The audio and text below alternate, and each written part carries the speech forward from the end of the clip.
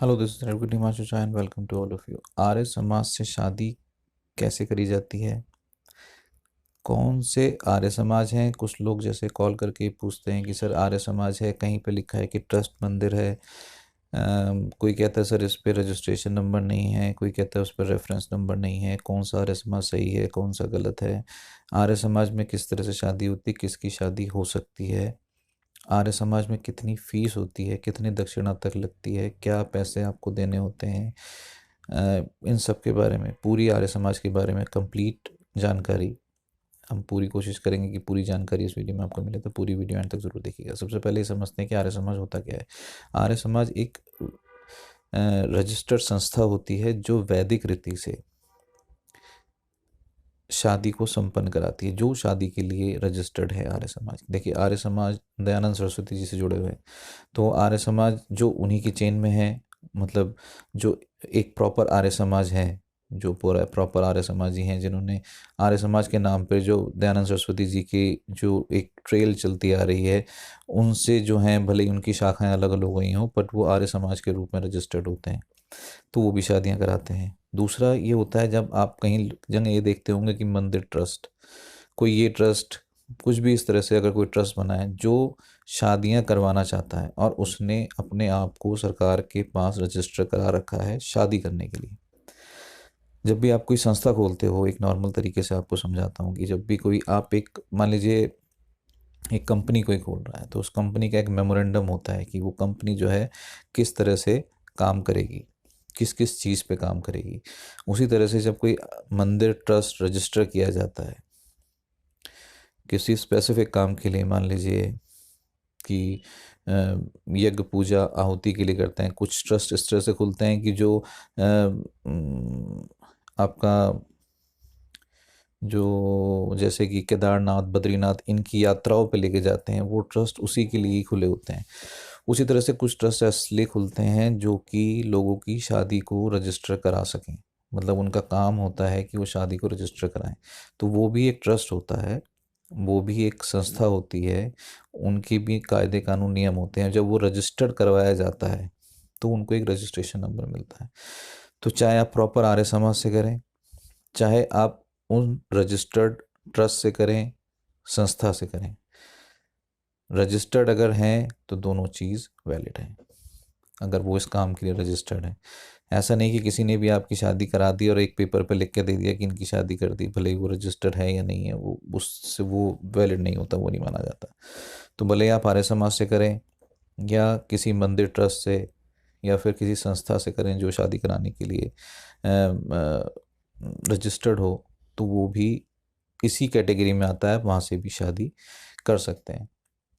दूसरी बात, कुछ लोग ये पूछते हैं कि आर्य समाज की शादी अगर हम करते हैं तो हमको कैसे पता चले कि भाई वो जेन्युइन है? सबसे पहले तो उन पे रजिस्ट्रेशन नंबर होना चाहिए, जो भी वो सर्टिफिकेट देने उस पर कहीं ना कहीं रजिस्ट्रेशन नंबर जो उनको रजिस्टर्ड करते टाइम मिला होगा वो, और आपकी शादी वो किस नंबर, रेफरेंस नंबर पे अपने रजिस्टर में रजिस्टर कर रहे हैं, तो वो दोनों चीज़ें उनके पास होनी चाहिए जो भी ऐसा कर रहे हैं। मतलब कि एक तो वो खुद रजिस्टर्ड है, वो संस्था। दूसरा, आपकी जो शादी करी उस शादी का रिकॉर्ड उन्होंने अपने पास रखा, ताकि कल को अगर कोई वेरिफिकेशन होती है तो वहाँ पर जाके उस रेफरेंस नंबर से या उसको ये श्योरिटी हो जाए कि आपका रिकॉर्ड उनके पास मिलेगा। दूसरी बात, जिस जगह से आप कर रहे हैं वहाँ और कौन कर रहा है, कितने दिन पुराना है, ऐसा तो नहीं कि अभी नया खुला है, या वहाँ पर ऐसा कुछ होता ही नहीं, बस आप ही लोगों का हो रहा है, उसके बाद वहाँ पे ये उम्मीद नहीं कि कोई मिलेगा या नहीं मिलेगा।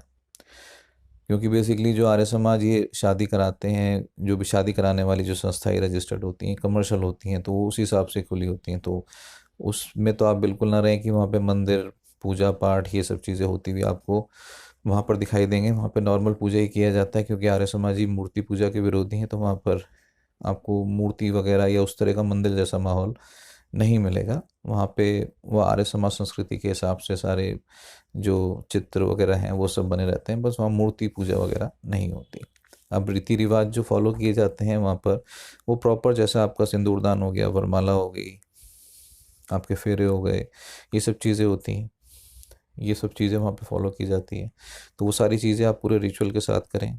उस रिचुअल के जो फोटोग्राफ्स हैं वो ज़रूर लें। आप उसकी वीडियो रिकॉर्डिंग भी करें जब आप फेरे ले रहे हैं या जो भी प्रोसेस वहाँ पे चल रहा है। आर्य समाज में कर शादी करने के लिए उम्र देखिए, आप चाहे आर्य समाज से शादी करें या कोर्ट मैरिज करें, उम्र दोनों में लड़की की उम्र 18 साल कंप्लीट फिलहाल, और लड़के की एज 21 साल कंप्लीट होनी चाहिए अगर आप करते हैं।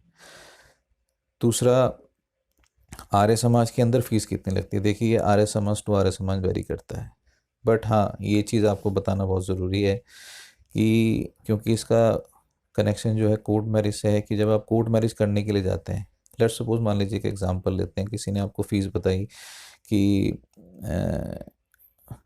5,000 रुपये आपको फ़ीस बता दी उन्होंने आर्य समाज से शादी कराने के। अब आपने आर्य समाज का जो सर्टिफिकेट है, अब वहाँ पे जाके क्या पता चलता है कि आपका जो सर्टिफिकेट है वो 5,000 रुपये का है। पंडित जी की दक्षिणा जो थी वो अलग से फिक्स की गई थी, 1100, 2100, 5100 जो भी है। तो जितना आप सोच के गए थे उससे बजट ज़्यादा ऊपर हो गया, और जो छोटे मोटी जो बीच में दक्षिणा ली गई वो, देखिए ये सारी चीज़ें जो हैं श्रद्धा के ऊपर हैं, डिपेंड करती हैं कि आप किस तरह से कितना लेते हैं। तो आप जिससे भी करना चाहें कहीं से भी करें, उसमें कोई दिक्कत नहीं है, बट सारी चीज़ें जो है खुल के एक बार उनसे पूछ लें कि सर सर्टिफिकेशन का क्या चार्ज है, सर्टिफिकेशन के बाद हमको सर्टिफिकेट मिलेगा, हमको कोई इससे ज़्यादा और कोई चीज़ तो नहीं देनी कि भैया और कोई दक्षिणा कहीं कुछ सर्टेन दक्षिणा हो जिससे फिक्स कर रखा हो कि नहीं जी हम आपको इतने ही पैसे देने, कि 2100 रुपये लगेंगे, नहीं तो 1100 ही लगेंगे, कन्यादान में अलग से 500, 600 रुपये, 1000 रुपये लगेंगे। तो वो सारी चीज़ पूरी बात उनसे पता कर लें, उसके बाद उनके पास जाएं एक चीज़ फिक्स करके। और दूसरा, कुछ लोग ये पूछते हैं कि अगर आर्य समाज शादी सिर्फ हमने करी है तो क्या पेरेंट्स उसको तोड़वा सकते हैं, या आर्य समाज शादी जो है वो वैलिड होती है या नहीं होती है? देखिए, आर्य समाज शादी जो होती है as per Hindu marriage act valid होती है। और दूसरी बात, अपनी पसंद से शादी करना, अपनी मर्जी से शादी करना आपका एक कॉन्स्टिट्यूशनल राइट है, आपका एक मौलिक अधिकार है।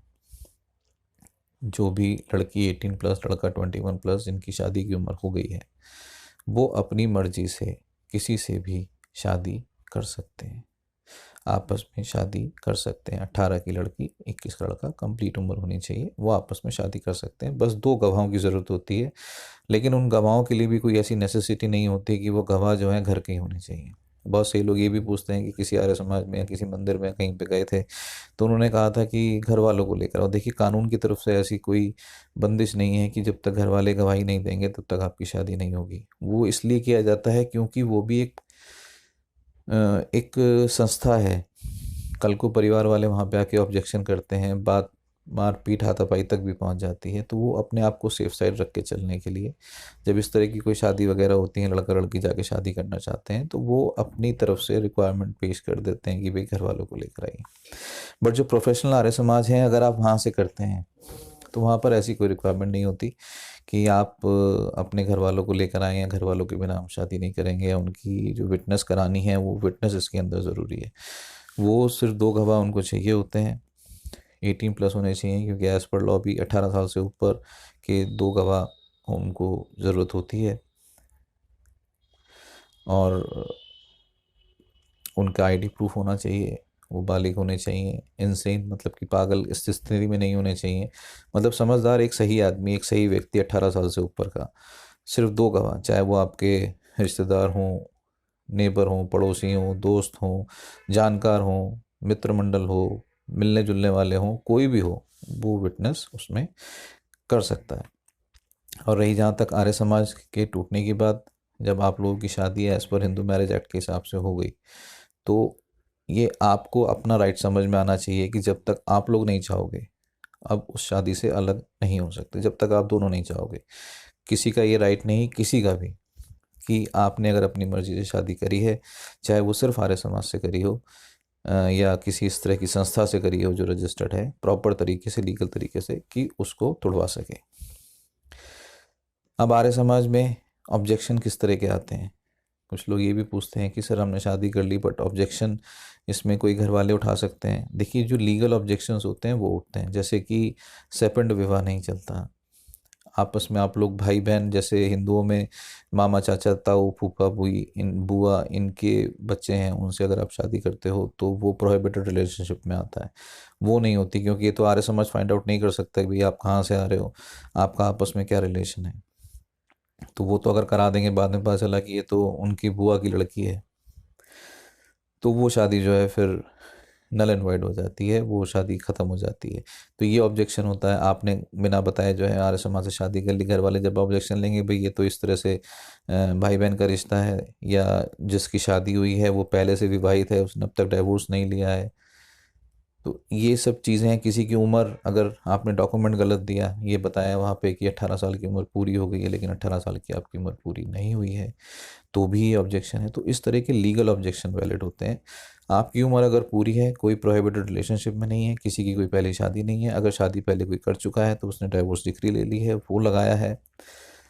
हस्बैंड या वाइफ किसी की अगर मर चुकी है तो उन्होंने उसका डेथ सर्टिफिकेट लगाया है। अगर प्रॉपर तरीके से जेन्युइन इंफॉर्मेशन देते हुए, सारी चीज़ें सही सही बताते हुए अगर आप शादी करते हैं आर्य समाज से, तो वो शादी कोई भी नहीं तोड़ सकता, जब तक कि आप लोग नहीं चाहेंगे।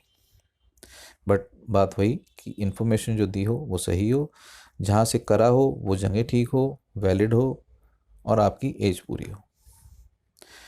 तो उम्मीद है इसके अंदर आपको काफ़ी कुछ समझ में आ गया होगा। फिर भी अगर कोई आपको क्वेश्चन है तो आप पूछ सकते हैं। और अगर आप कोर्ट मैरिज करना चाहते हैं और इसके बारे में सलाह लेना चाहते हैं तो हमारा नंबर ऊपर है, आप हमें कॉल कर सकते हैं सुबह 10 बजे से लेकर 8 बजे तक।